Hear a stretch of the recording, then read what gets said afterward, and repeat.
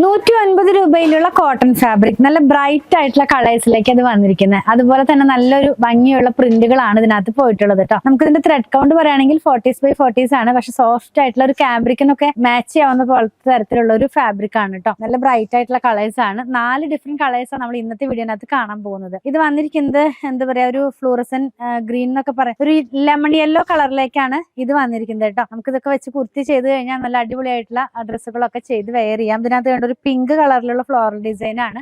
ജയ്പൂരിന്റെ print എന്ന് പറയുമ്പോൾ അധികം തന്നെ ഫ്ലവേഴ്സ് അല്ലെങ്കിൽ പ്ലാന്റ് റിലേറ്റഡ് ആയിട്ടുള്ള പ്രിന്റുകളാണ്. സെയിം പ്രിന്റ് തന്നെ ലാവൻഡറിനകത്തേക്ക് ഡാർക്ക് കളറിലുള്ള ലാവൻഡർ ടോണിലുള്ള പ്രിന്റ് ആയിട്ട് പോകുന്നു. ഞാൻ പറഞ്ഞില്ലേ, എല്ലാം തന്നെ ഭയങ്കര എന്താ പറയാ ബ്രൈറ്റ് ആയിട്ടുള്ള നല്ലൊരു കളേഴ്സ് എല്ലാം തന്നെ ആ ഒരു സ്റ്റൈലിലേക്ക് വന്നിരിക്കുന്നു. ലൈനിങ്ങിന്റെ ആവശ്യമേ ഇല്ല. 44 ഇഞ്ച് വിട്ടിലുള്ള ഫാബ്രിക്. ഇതൊരു ഓഷ്യൻ ബ്ലൂ എന്ന് പറയുന്ന കളറിന്റെ കുറച്ചും കൂടി ഡാർക്ക് ആയിട്ടുള്ള ഒരു ടോൺ, ടെയിൽ ഗ്രീൻ എന്നൊക്കെ പറയില്ല, ആ ഒരു കളറിലേക്ക് പോകുന്നു കേട്ടോ. ഇത് ഇങ്ങനെ വരും. പിങ്ക് ആണ് ഇതിനകത്തുള്ള പ്രിന്റ്.